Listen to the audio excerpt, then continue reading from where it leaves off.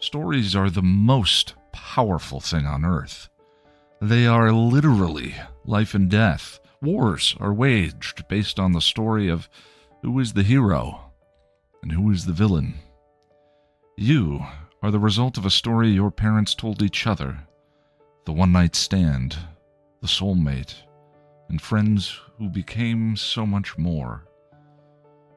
Life and death. So wouldn't you like to understand them better, these stories?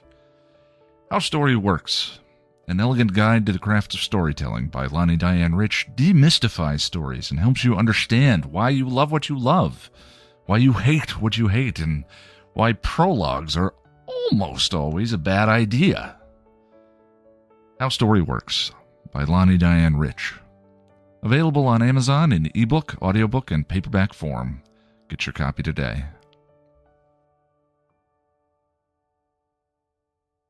Welcome to Still Pretty, a Buffy the Vampire Slayer podcast from Chipperish Media. I'm story expert and Giles, the next generation, Lani Diane Rich. And I'm film scholar Noelle LaCroix, and I don't need to say, oh, I got it before. Oh. We're here today to talk about Consequences, the 15th episode of Season 3. Consequences aired on February 16th, 1999, and was written by Marty Noxon, with Jane Espenson as executive story editor and Doug Petrie as story editor. And if that isn't the combination from the gods, then I don't know what is. This episode was also directed by Michael Gershman. So we've got our holy trinity of Buffy writers here. Yes. Of the amazing Buffy writers that I love so much. We love to nerd out about all kinds of stuff, including the writing from one season to another, all over the place. If you've been listening to Still Pretty for a while, you know that we are fully spoiled. We will talk about anything from the entire 7-season run of Buffy. Sometimes we'll hop over to Angel the series. You don't know. We could do anything. We're bad girls. Oh, wait, that was last week. I'm not looking to hug and cry and learn and grow. So let's go on patrol.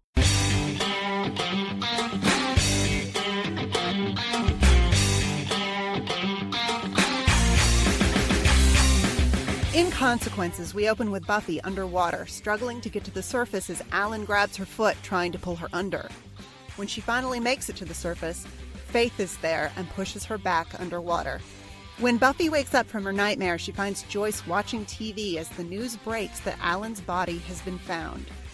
At school, Wesley thinks Faith and Buffy should investigate the deputy mayor's murder. Giles disagrees, saying it's not a supernatural killing. Cordelia walks in, flirts with Wesley, and Wesley makes a ridiculous fool of himself, and when he's done checking out Cordy's ass as she walks away, he insists that Buffy and Faith find out what happened to Alan Finch. Buffy takes Faith into an empty classroom where she tells Faith that they have to come clean. Faith disagrees. Look, if we don't do the right thing, it's only going to make things worse for you. Worse than jail for the rest of my young life? No way. Faith, what we did was... Yeah, we. You were right there beside me when this whole thing went down.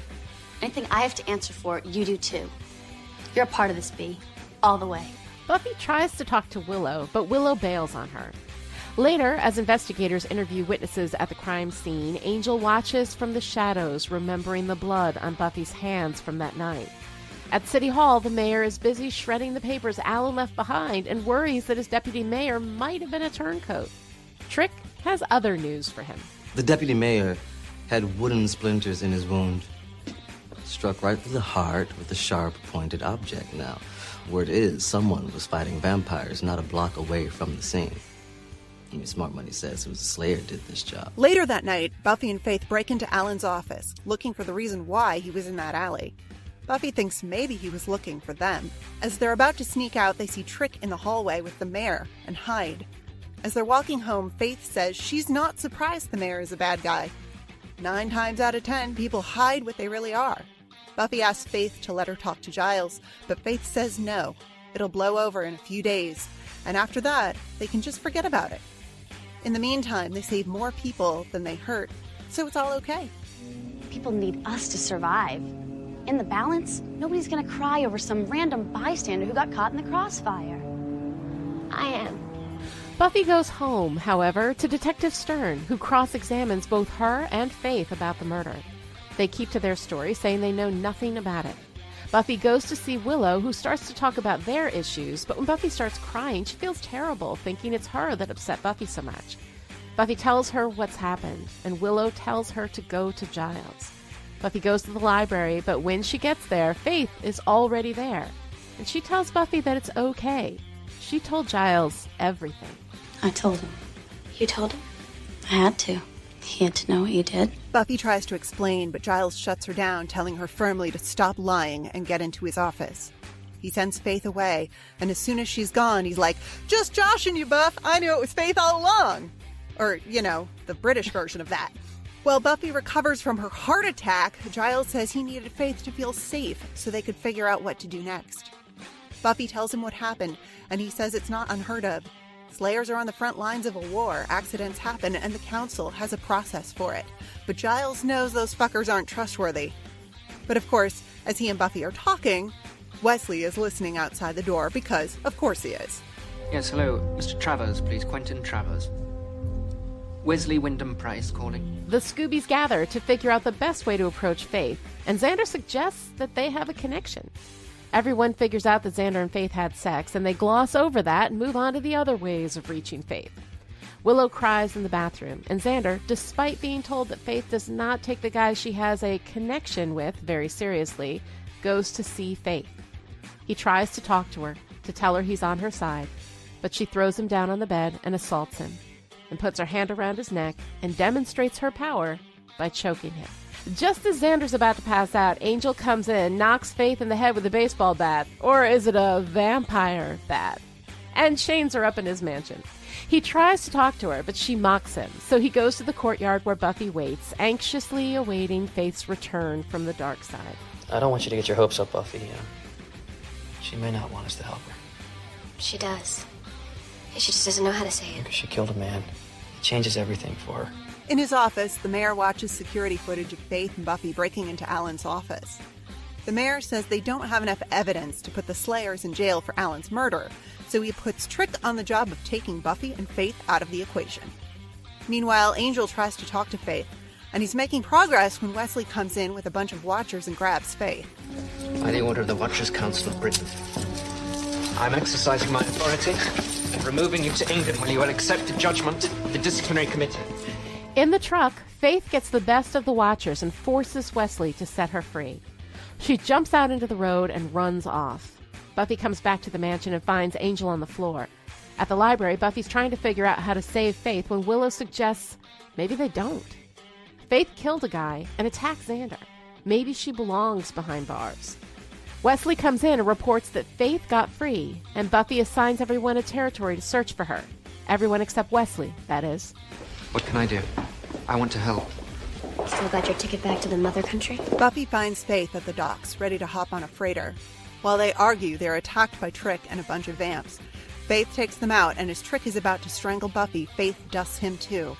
Buffy returns to Giles and tells him that Faith might be redeemable, but later that night, the mayor is in his office when there's a knock on the door. You sent your boy to kill me. That's right, I did. He's dust. I thought he might be, what with you standing here and all. I guess that means you have a job opening.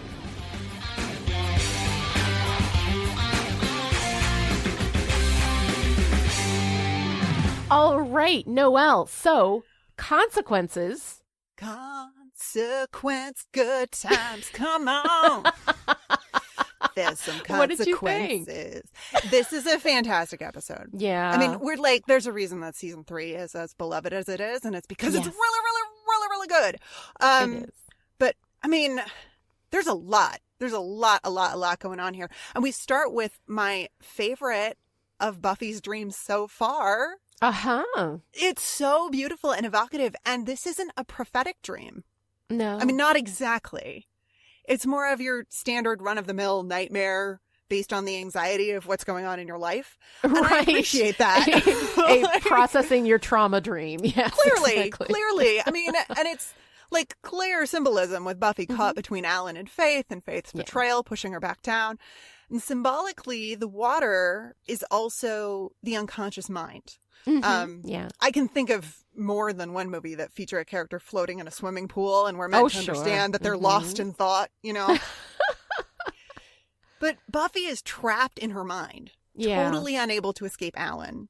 And it's Faith who keeps her trapped there. Mm-hmm. And we got Water as very sinister last week in Bad Girls. Right.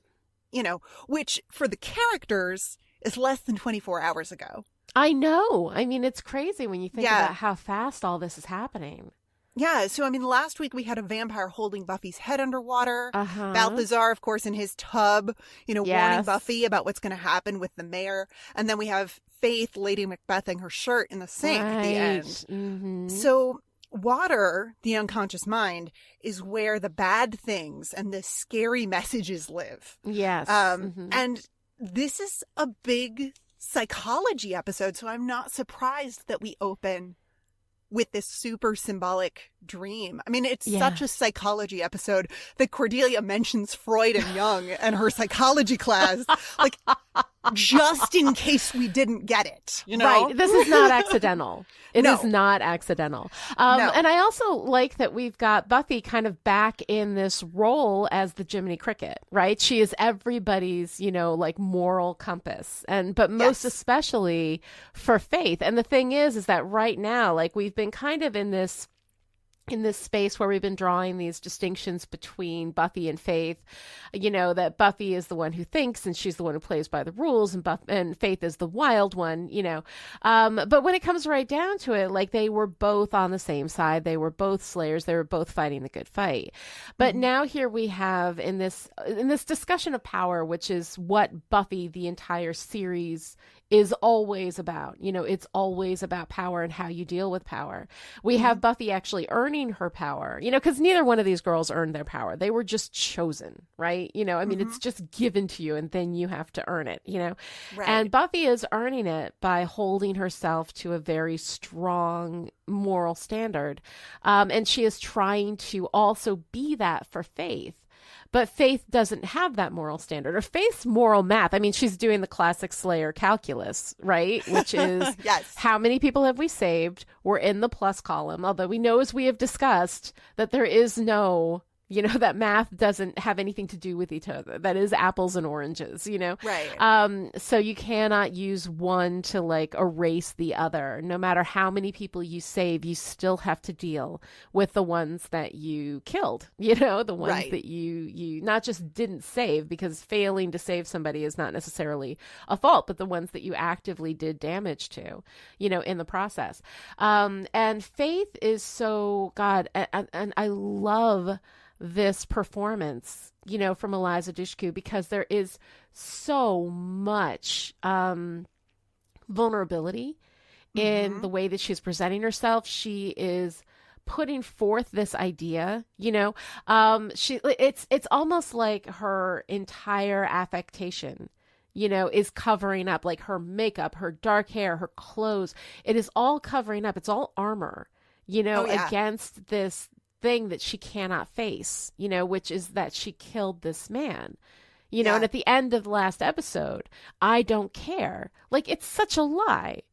She clearly cares. And as she's making this argument to Buffy, she makes it so eloquently, because this is she's been saying in her head this whole time. Right. She's been trying to make it okay. And then she throws it out to Buffy to try to make it okay. Right. And then when Buffy's like, I care, you know, she's like, well, that's your loss. And she just walks away from it because she cannot face it. So her intense vulnerability is so clear throughout this whole episode. And even when she is, you know, walking into the mayor's office at the end of the episode saying, you got an opening, you know, she's still so incredibly vulnerable. And how she manages to pull that together. I mean, Eliza Dushku pulling all that together, playing all that so well. You know, a lesser actress wouldn't have been able to get all of that across so well in just her physicality and the way that she says the things that she says, that even when she seems confident, she's not confident, you know? I think it's just so brilliantly done. And I love that kind of play between, you know, what is required of a slayer and what happens when the slayer doesn't have the strength to hold herself to that moral compass. You know, when you have all that power and you can't pull yourself back from it when necessary. It's amazing. I think it's so incredibly good. Yeah, it's such a psychologically rich episode. And I mean, I Yeah. think the combination of Marty Noxon's writing and Eliza Dushku's performance Yes. really, really give it, these layers that I think we wouldn't necessarily see in a character Yeah. like Faith elsewhere. I mean, we get such a fantastic view of Faith's inner life and the way her Yeah. mind works. Mhm. When she and Buffy are in Alan's office and they're looking around and she says, we did the right thing because it's Right. clear that there was some corruption going on. It's clear that she's talking to herself. Like she's Mhm. talking herself out of her guilt. And she hits this point with Buffy so hard, that it doesn't matter what kind of a vibe you get off a person because, people can be corrupt and you don't know it. She's, we are better. She's Yes. very, very cynical, Mhm. very cynical, but she needs that cynical view of the world for self-protection. Mhm. I mean, she says, I'm not looking to hug and cry and learn and grow. And it's a funny Right. moment, but she's also saying, I don't want comfort and I don't want change. Yeah. I would she rather can't face keep it. this armor up. Yes. I would rather lean into the little bit of power that I get by feeling like I'm better than other people, Right. rather than open up, be vulnerable, and, admit how much she's struggling and how much she's hurting. Yeah. What's interesting is she says, we are better, and they're having this fight, and, we've got Buffy on the one side saying, like, no, you can't do this, and Faith says, yes, I can, we just see things differently.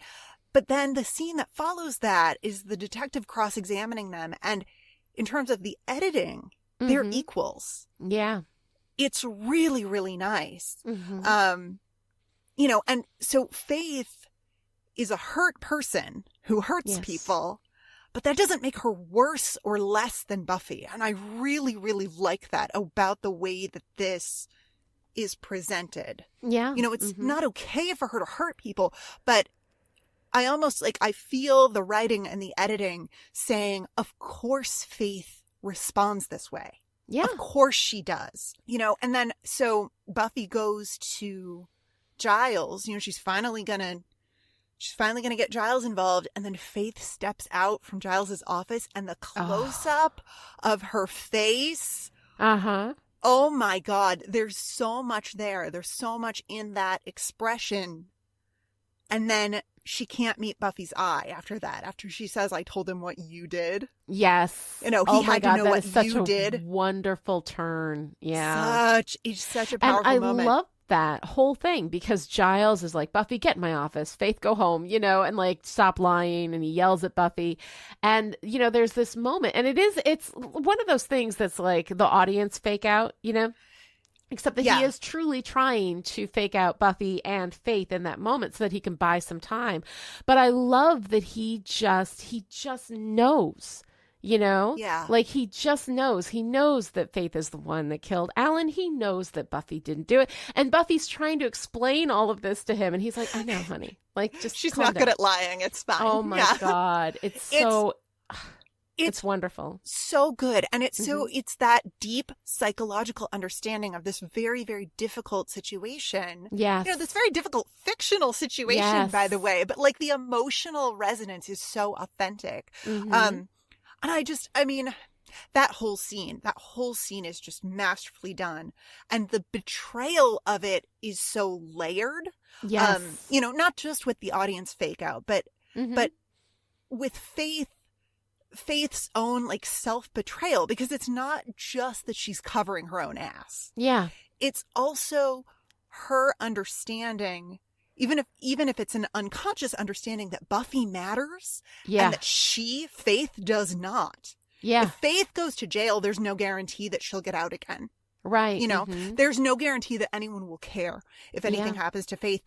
And later we get this tidy little critique of the prison industrial complex in the Yeah. Wesley Faith behind bars conversation. Uh-huh. Where Angel says first you terrorize her, then you put her back on the streets. Yes. Nothing that they would do to Faith, nothing that the Watchers Council would do, Mhm. following this like protocol of Yeah. justice. is actually going to going to help her. It's not going to rehabilitate her. Locking up Faith will do nothing to help her and will almost certainly cause further harm. Yeah.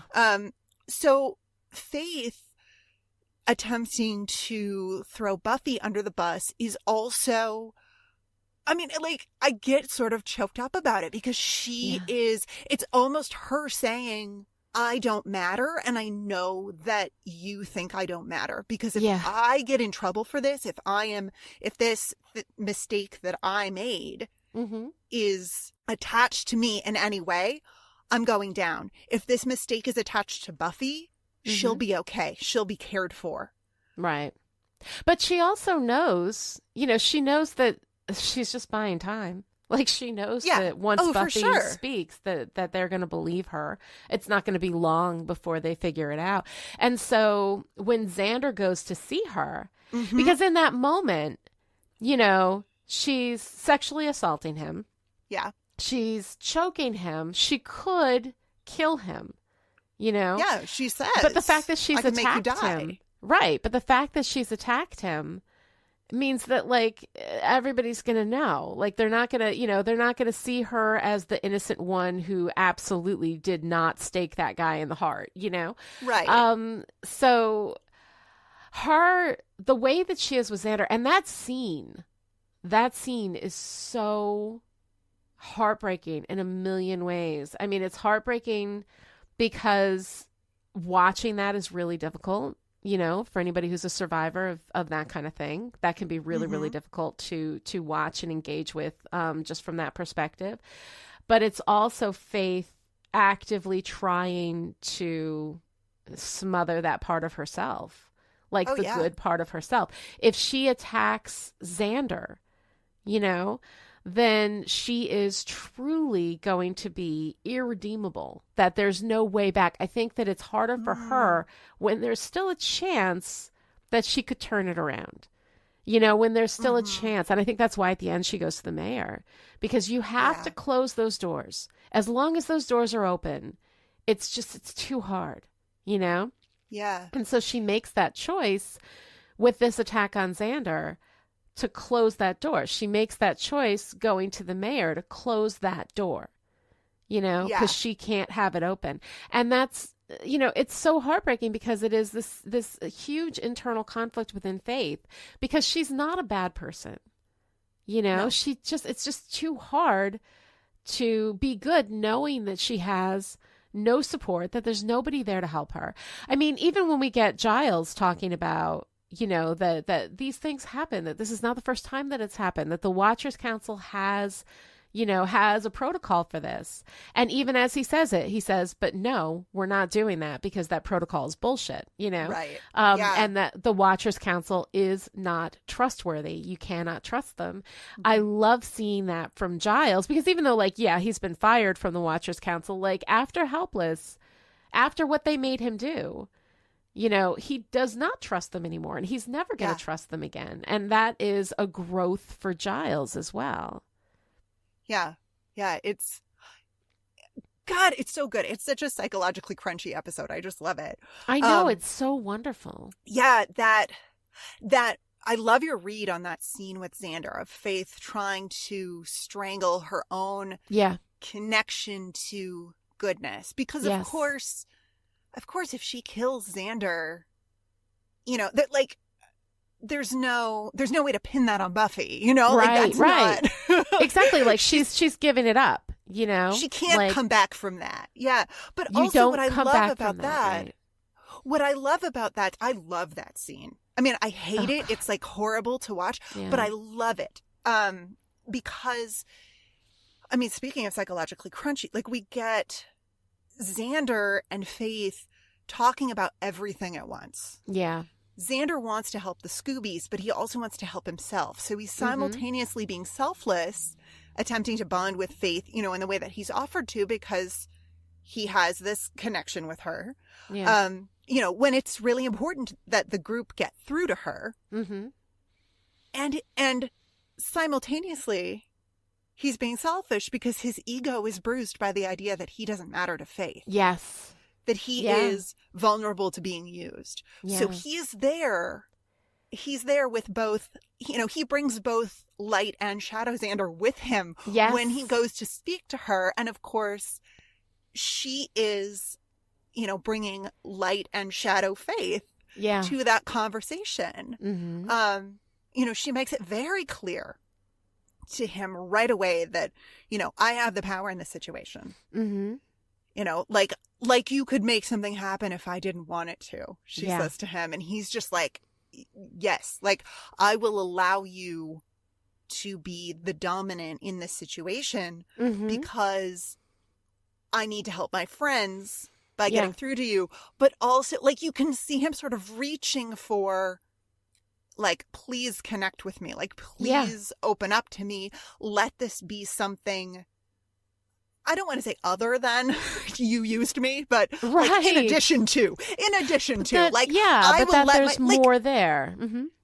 There's a weird Xandarian nobility in saying, okay, yes, I will be low status. I will let you use me if it benefits my friends. Yes. If I can use being used to get through to you and reverse this whole horrible situation, I will do it.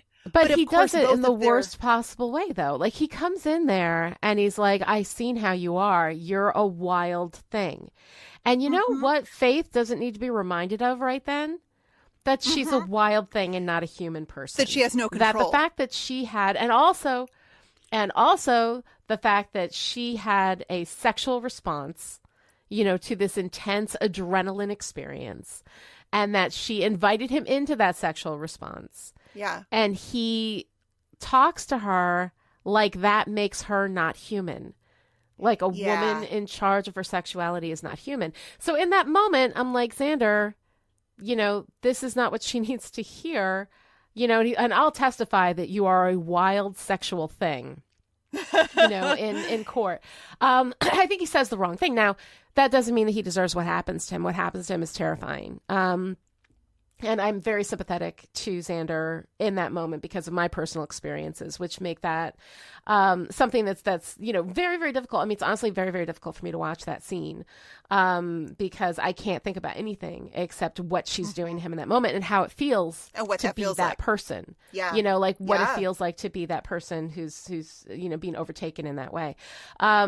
So that is all really difficult. And also like this sense that we have about the sexual trauma for Xander, I think that we tend to erase men's experience of any kind of sexual trauma because we have this idea that men always want sex, that it's not possible to traumatize a man sexually, but these things, it is, men feel that the same way, like victims are victims, it happens. And so seeing Xander go through that, and I'm thinking, please, let's not erase this experience for him. We do get a little bit of him later. We see him, as they're all sitting around trying to figure out what to do. We see that kind of blank look on his face after what he's been through. When Willow is saying, she tried to kill Xander, he's got bruises on his neck.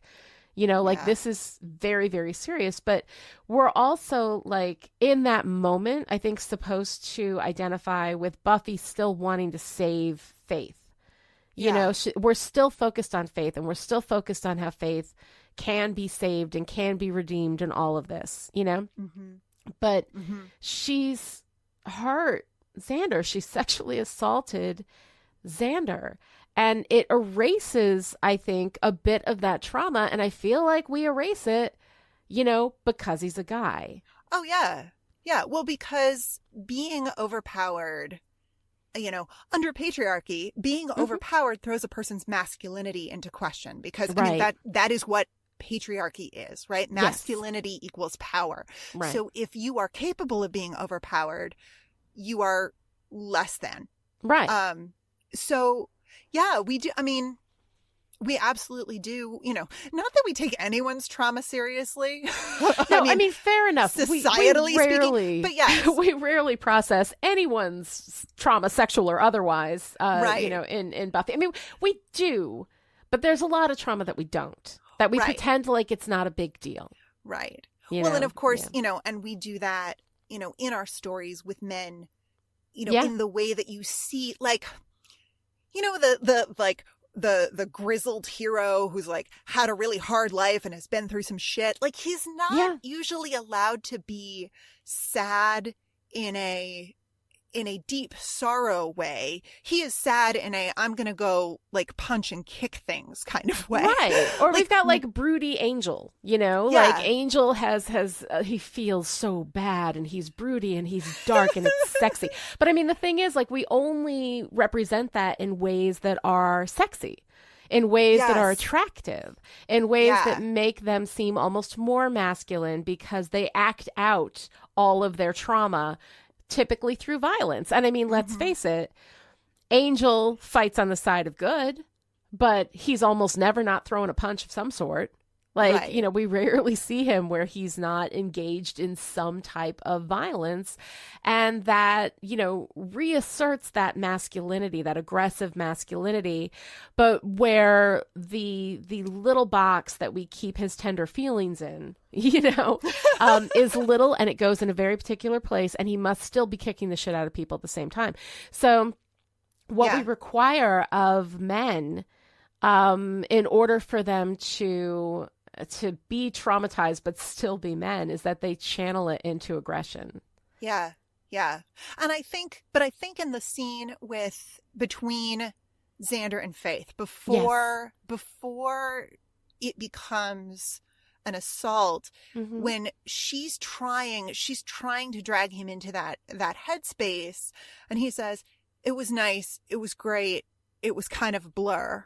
Yeah. He is not, oh God, like, it's such a great scene for Xander in terms of the number of things that he's processing simultaneously. Yes. Like, it's wonderful Xander in that it is layered Xander. It is layered Xander. And really Xander who's kind of been through some stuff, and the thing is with Xander is that he is like our beta hero. And beta heroes are allowed to process like some of their emotions, not all of them, because that would dip into the masculinity too much. Because right? no we can't homo, have that. right? Exactly. No homo. Right. Oh. He can be just sensitive. But I mean, that's the thing about Xander. Xander is so complicated, and I mean, and I love Xander. Like, I do. I know I complain about him a lot, and I complain about him with good reason. But there's so much about Xander that I truly love, and it is complicated. He's going there, he's trying to help her, he's trying to connect with her. He sees their sexual experience as something that actually meant something. Maybe not everything, but it meant something. But has potential for being meaningful. Like, he says, he's effectively saying, like, we had the beginning of what could be a bond here. Yeah. And, meanwhile, of course, Faith is processing her own power in this scene. So she is merging sex with violence because that's where her power is. She says, I could make you scream, I could make you die. Yes. And she is processing this trauma of having killed an innocent man by assaulting an innocent man. Yeah. And it's super, super problematic, but also, like, it's wonderfully written. It's wonderfully acted. Yes. I don't love this scene for the content, but I love this scene. No, I mean, it is like, and that's the thing. Like, it's a very difficult scene. It's a very complicated scene. It has tons of problems. But at the same time, it's rich. It's psychologically true. It's got layers of both dark and light Faith and Xander. There's a desperation in Faith to, smother herself, to smother the part of herself that could ever have a bond with a guy like Xander. Like, I mean, it's all of that. And then, of course, it ends with Angel whacking her in the head with a bat.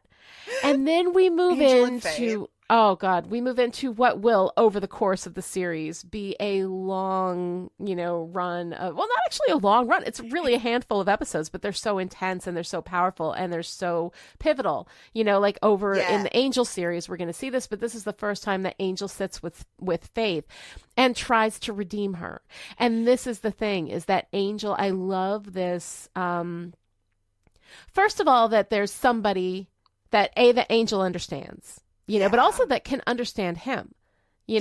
Like if she comes back from the dark side and starts to work to redeem herself, then that part of him is no longer alone.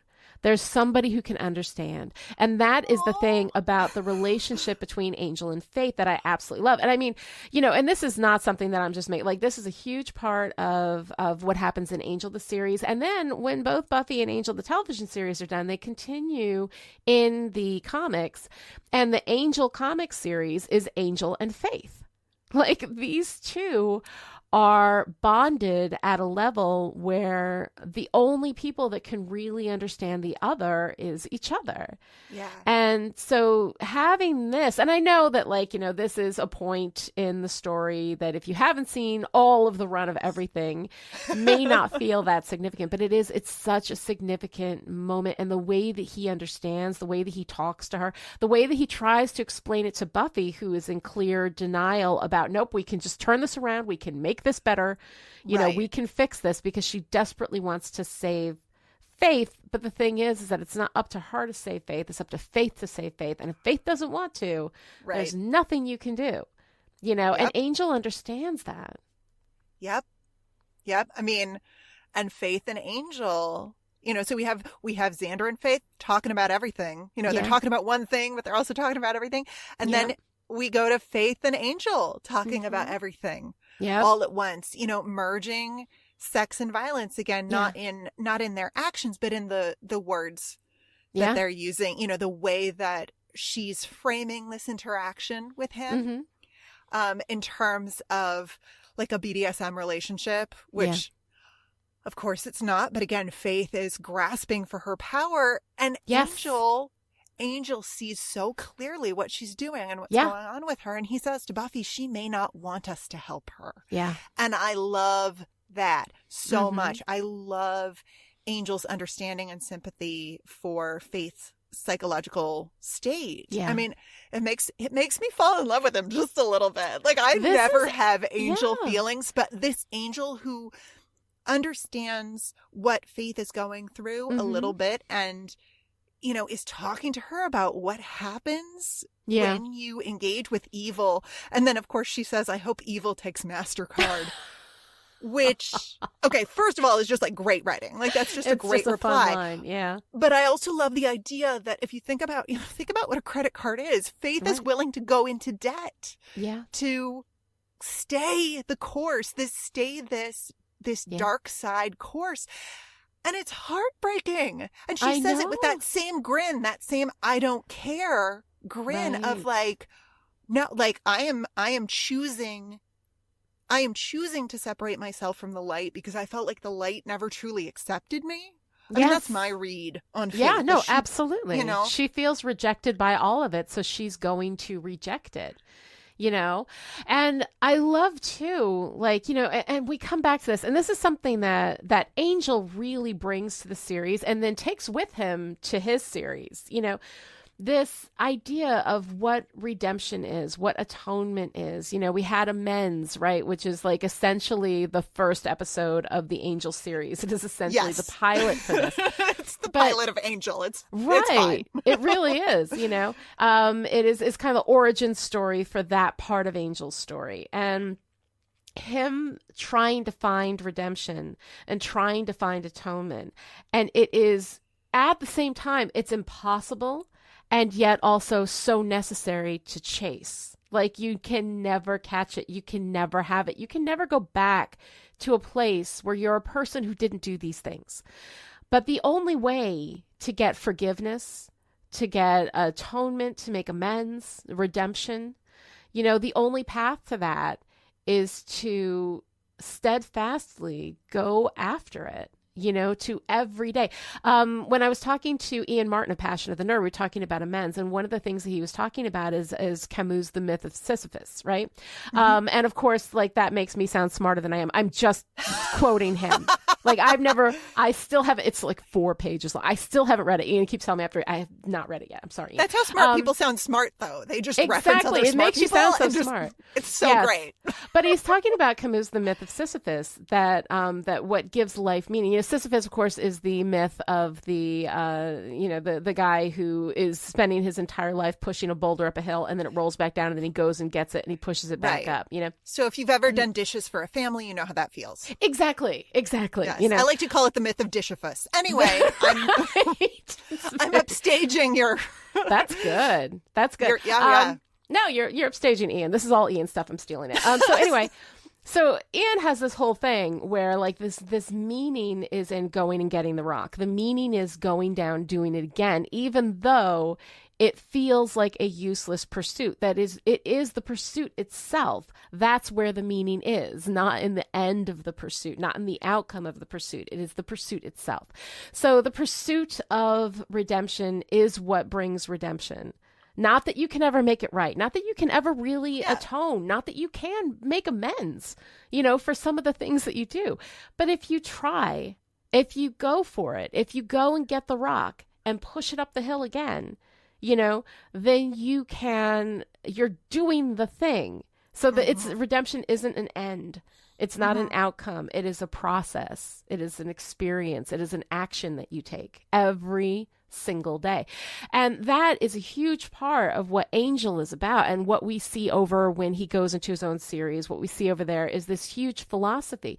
And there's this one moment, and I realize it's not an Angel podcast. Live with it, guys, because it's worth it. There's this one moment.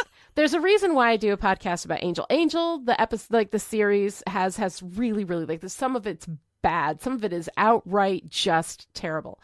But the reason why I love that show is because of that deep philosophy behind it. And there is this moment in Epiphany, which is in the 2nd season of Angel, in which, Angel says, if nothing we do matters, then all that matters is what we do, right? Yep. And that is the myth of Sisyphus right there. The meaning is not in the end. It is in the process. It is in the action.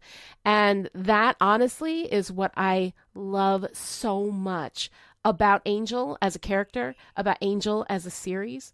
There are a lot of things in the relationship with Buffy that I don't care for that much, and doesn't really necessarily, it works for me a little. Because I love a good, star-crossed, he's a vampire, she's a vampire slayer. I fall for that shit. It's fine. I'm susceptible, But what really makes me love Angel is the core of that idea, that it is the pursuit of goodness rather than what happens, what you get out of the goodness itself, that really is the point. And it is the pursuit of the various things. It is when you go and get your rock, that is what matters. And so having him at the beginning, and here I am going on for, I don't even know, what's it been, 20 minutes, an hour, days, about this idea that I love so much, even though it is really not part of this episode. It is sort of hinted at in this episode. It is the beginning of that in this episode.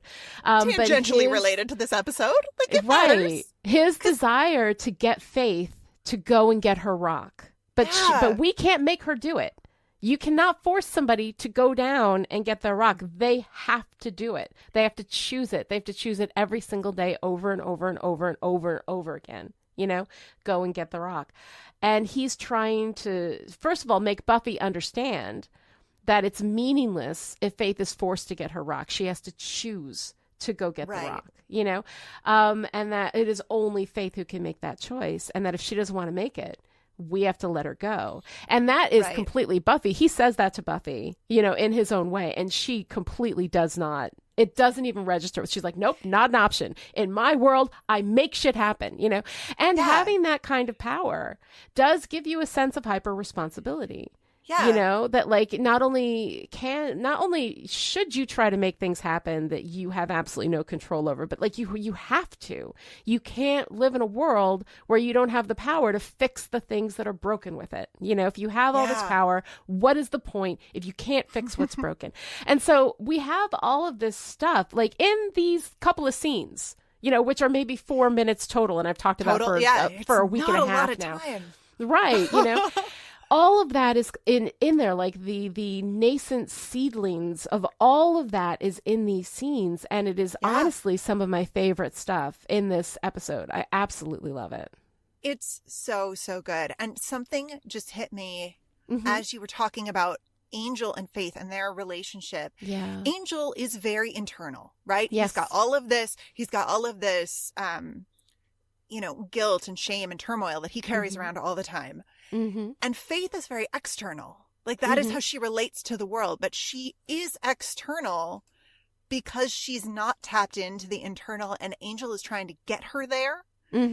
Whereas Buffy is still very external with Faith in the sense that, she says, we can rehabilitate her, essentially. Yeah. Like we can take care of her and that will fix her. And Angel is trying to explain that no, like it has to, change comes from within, right? Yes. So it's really like, that's such a lovely dynamic there. And, I love to talk about Faith and her physicality. Of course she uses that to get away from the Watchers Council. Once again, I love the detail that Wesley takes her out of the restraints that Angel has put her in because he doesn't trust her, and then puts his own restraints on her, and I'm just like, wow. And like, that if look that on Faith's face when she says, what? I love that because it is like that. It's like, Wesley, you just don't understand. Like, she really would have doesn't. gone with you if you had said, I can help you. I can bring you to the Watchers. I will defend you. I will be on your side. But instead, he puts her in restraints. He further traumatizes her. And then there's just no way out. And Wesley... Oh, God. Okay. Wesley, I love Wesley so much. And I know a lot of it is because of, like, it is unearned in these episodes. Wesley is a big, stupid dolt in these episodes, and I get it, But I love Angel and Wesley. Wesley comes in, throws Angel in the net, and apparently vampires are susceptible to garlic, holy water, stakes, fire, and netting. I mean, sure. Seriously. And hemp apparently is also like, it just completely takes them out. It's like goddamn kryptonite. But Wesley coming in and, of course, all of this is informed by, again, everything over in Angel, the series. And the relationship that these two men are going to have, like the love that they are going to have. It's so heartbreaking that this is how it starts.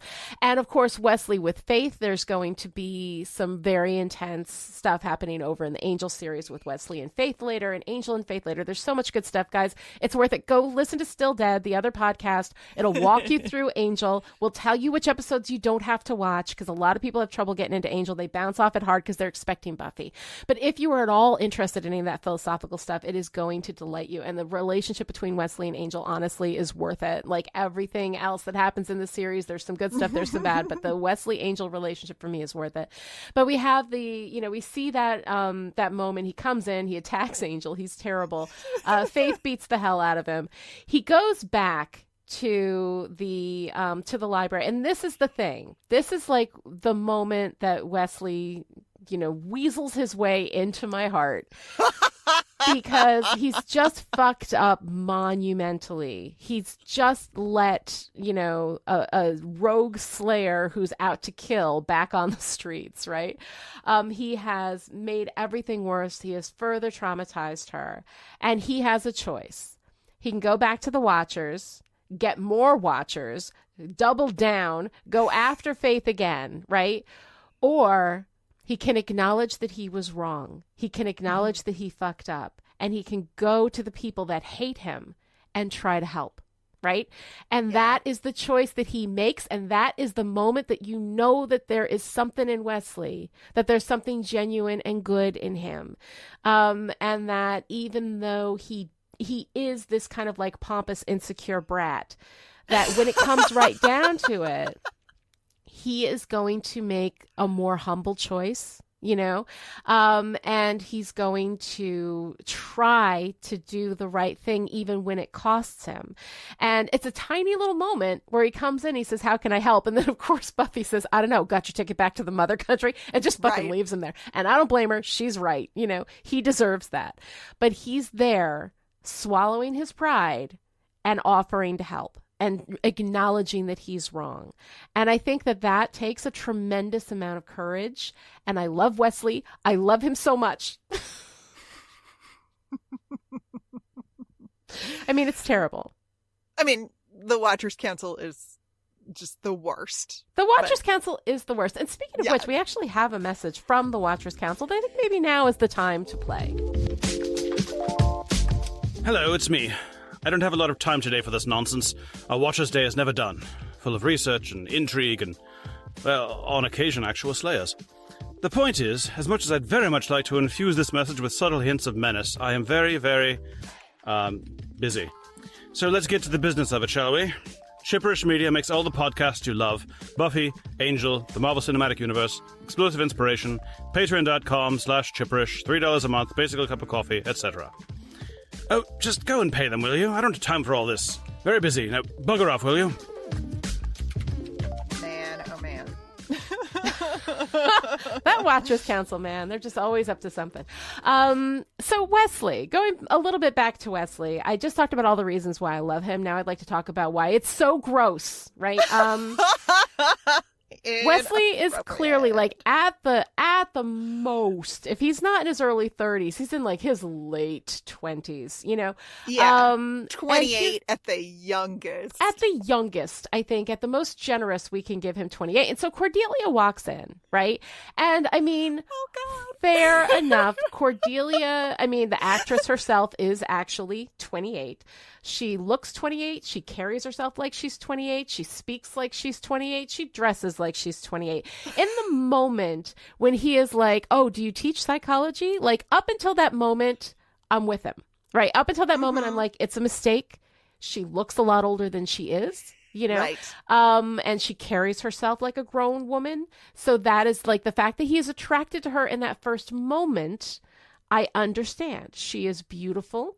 She's clearly confident, clearly, you know, all of this stuff. And he thinks she's a psychology teacher, which is great, you know, because I mean, what a wonderful, like, kind of, what better person is there to talk to than somebody who like has a deep knowledge of psychology? I mean, that's really, really cool. So, and I'm sure that's what he was looking at, her deep knowledge of psychology, not her ass. But, then there's this moment where he discovers that she is a student. And so everything from this point forward, with Wesley and Cordelia, I don't care that she's 18. I don't care that it is technically legal.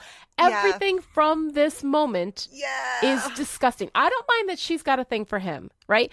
Students having a crush on their teacher, that is fine. That's a time-honored tradition. It's a time-honored tradition. It happens all the time. It happens all the time, and it's completely fine. Students having a crush on their teacher is fine. Or anybody, you know, in a position of not authority having a crush on somebody who is in authority, fine.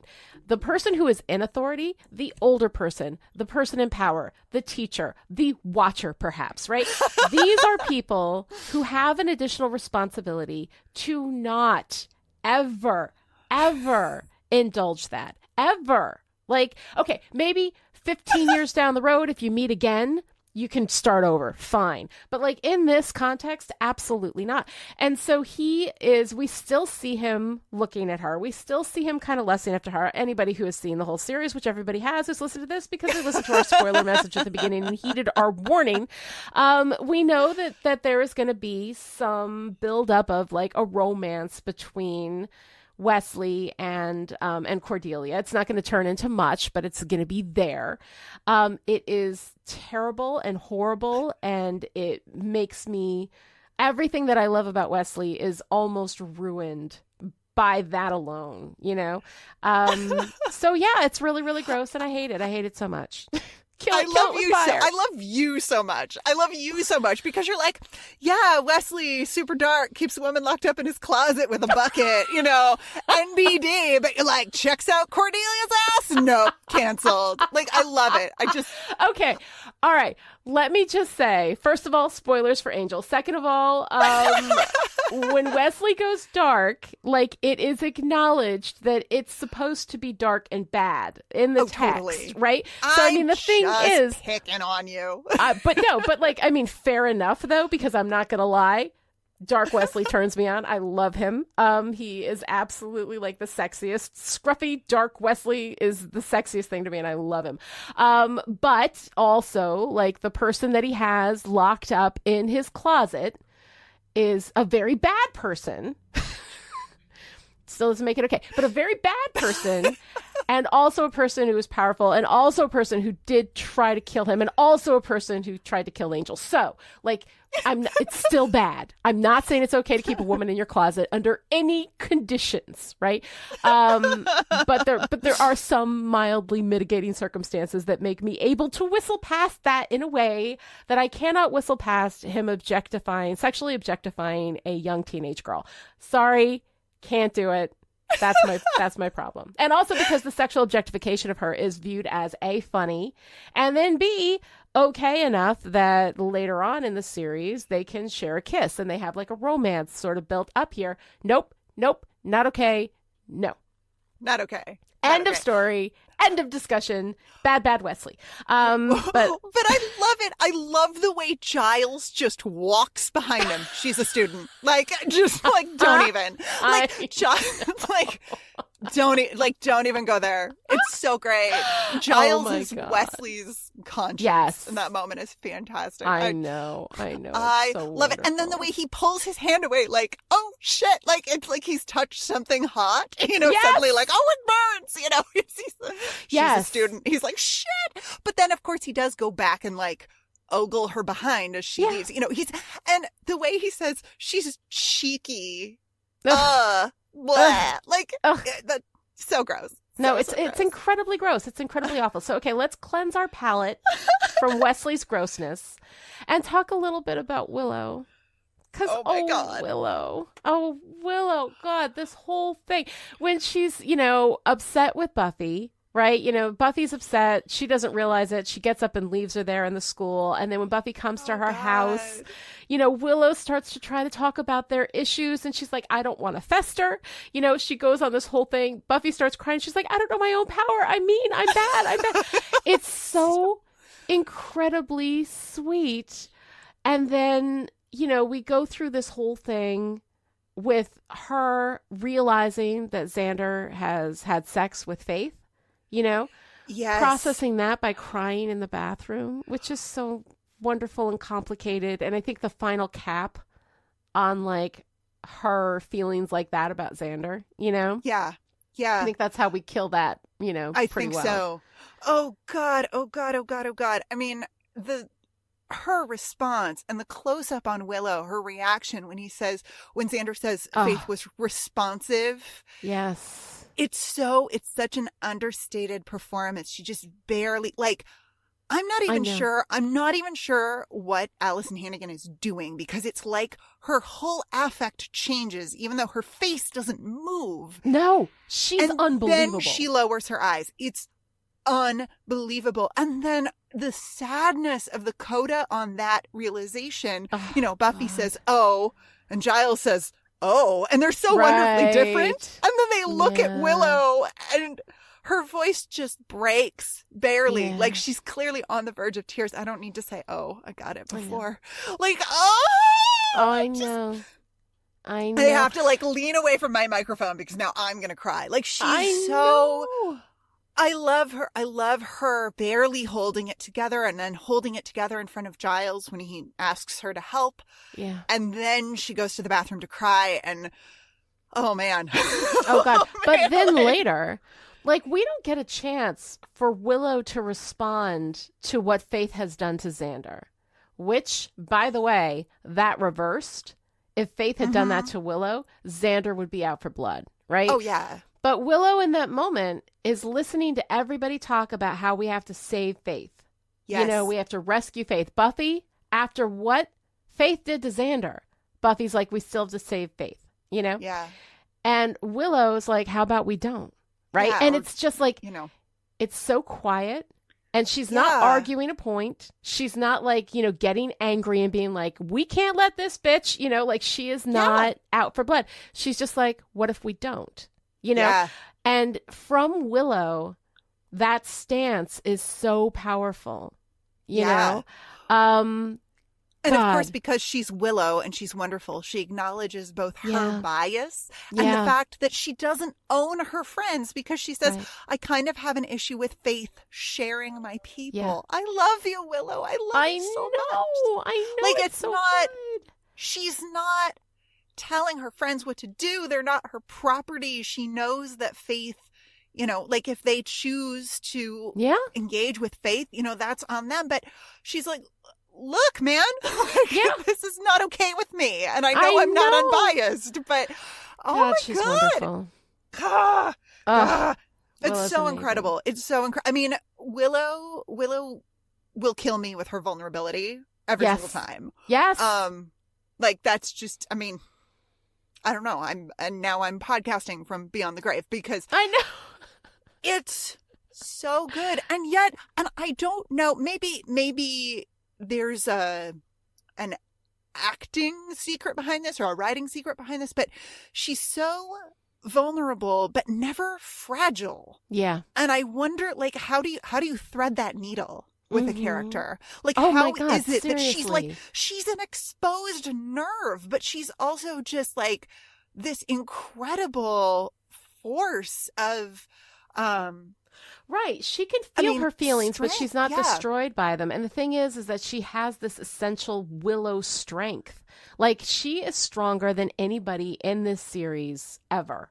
Like, she is able, unlike everybody else, she is able to acknowledge how she feels, to express how she feels, to allow her feelings to exist, you know, and then go to the bathroom and let them out, you know, and then go about her day.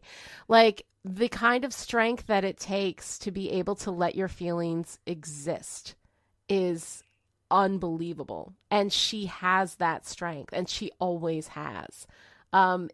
She's incredible. I love Willow so much. I know, she's so great. All right, so one more thing I got to talk about before we wrap this shit up. The mayor. Like, someone else we love so very much. Oh my God. This is when I start to love the mayor. I love when they're cleaning out Alan's office and he's like, do you think he was going to betray me? Oh no, that's a horrible thought. And now he's dead. I'll never have a chance to scold him, you know? And I'm like, and the thing is, you don't know. Does he mean, like, by scolding, does he mean eat him alive? Or does he mean just give him a good talking down? You know, like, I don't know. It's so wonderful. This, like, gee shucks 1950s affectation with this mayor who is so truly evil. I love it so much. And right now, to the end of the season, is where the mayor is just, I mean, up to now he's been quirky and kind of interesting, but now it gets so great with this relationship with Faith. When Faith walks into his office and says, you know, I dusted your guy. And he's like, well, I guess that by the fact that you're here, you know? Right. And she's like, well, I hear, you know, I guess you got a job opening, and walks into the office. And the beginning of that relationship is so wonderful. And God, I mean, I absolutely love it so much. And even though we don't see much of the mayor and Faith, we're about to get that, you know, but we don't see it much yet. It is just so delightful. He's so much fun to watch every time the mayor is on screen. Yeah. He's just, I mean, yeah, you're going to get something good. Yeah. It's incredible. He's just so much fun. Harry Grainer is amazing in that role. And I mean, I'm sad to see Trick go. Yeah. You know, K. Todd Freeman, loved you while you were here. You were delightful and wonderful. Unfortunately, they didn't give him anything really to do narratively aside from, you know, be second fiddle, which I'm sorry, he's no one's second fiddle. That was his first mistake, not realizing his own power.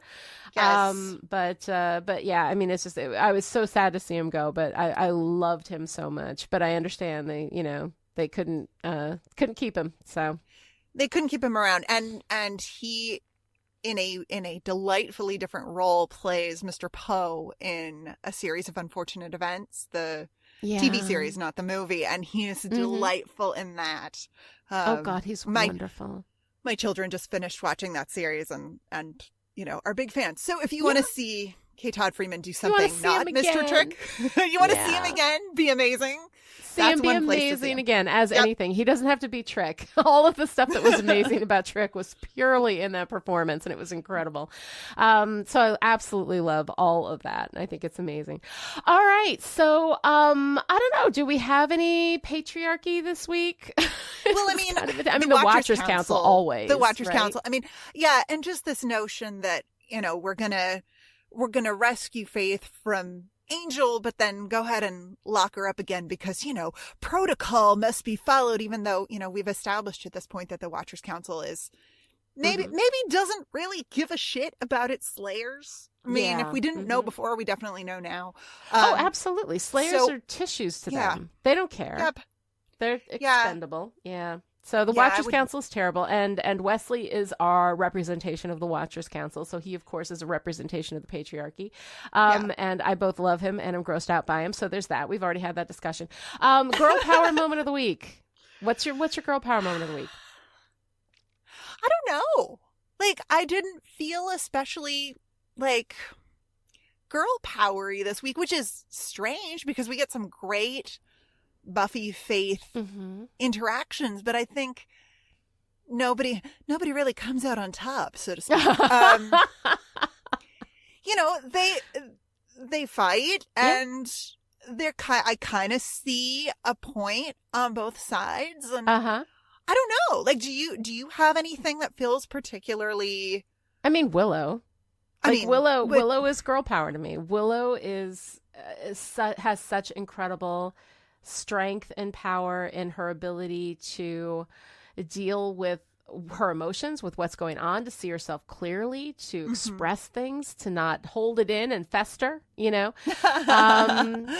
just, she's just so delightful. I love her. Yeah. Well, speaking of Willow, I've been giving some thought to Willow's overalls. Yes. They have become a staple of her wardrobe at this point. And they feel, I was like, at first I was like, oh, that's cute. And it feels very Willow. But the more I thought about it, the more I realized that it's kind of perfect character, communicating through wardrobe, because overalls can look very childish. Yes. And at the same time, they are actually kind of fashionable. I mean, they're back in fashion now, which is a little weird to me, but they were fashionable at the time. I had a pair of bright yellow Dickies overalls, much like Willow's brightly colored overalls, that then I felt too ashamed to wear because they were very bright yellow. But anyway, that's me and my insecurity, right? Yeah, right. But I love that they're they're sort of sweet and childish. They're on trend, but at the same time, they're heart guarding because they cover her chest. It's armor. So it's like her little armor. And my God. Her little, I know. I can't. So great. I love Willow so much. We're about to get so much good Willow. I know. So much good Willow. All right, Lani, what's your favorite part? Oh, God. Angel and Faith. Angel trying to save Faith, Angel going through that whole thing with her and talking to her about it and bonding with her over it. There's so much richness in there. And I realize a lot of it is extra textual to this episode. I mean, it's within the Buffy verse itself, eventually. But in this episode, it is that nascent seedling of something that I love so much. It just delights me. How about you? What's your favorite part? Okay, so when Faith is egging Buffy on at the docks, and then Buffy finally decks her, and Faith comes back with, "There's my girl." I have some gay feelings about that moment. That made my little sadistic heart very happy because Faith. Right. I mean, I'm completely straight. We've realized there's nothing I can do about this. I live with it, right? But I gotta say, that even tweaked me a little bit. I was like, oh, hello. It's very nice. Everyone's a little bi-curious for Faith Lehane. It's fine. For Faith Lehane, absolutely. All right, that is it for today. To join in the discussion on Twitter, follow Lani at Lani Diane Rich and me at Noelle Aloud, and use the hashtag StillPretty. Or you can keep Chipperish Media going to the tune of $1 a month or more and gain access to the live chat in Discord, where you can hang out with me and Noelle and all the Chipperish patrons who have been letting things fester, and they don't like it. They want to be fester free. You can also show your support by giving Still Pretty a glowing review on Apple Podcasts, or by telling your friends about the show, or by knowing in your gut that we don't need the law. We are the law. We will be back next time with Doppelgangland, the 16th episode of Season 3. Until then, you want to go the long way around? We can do that. We're not getting any older.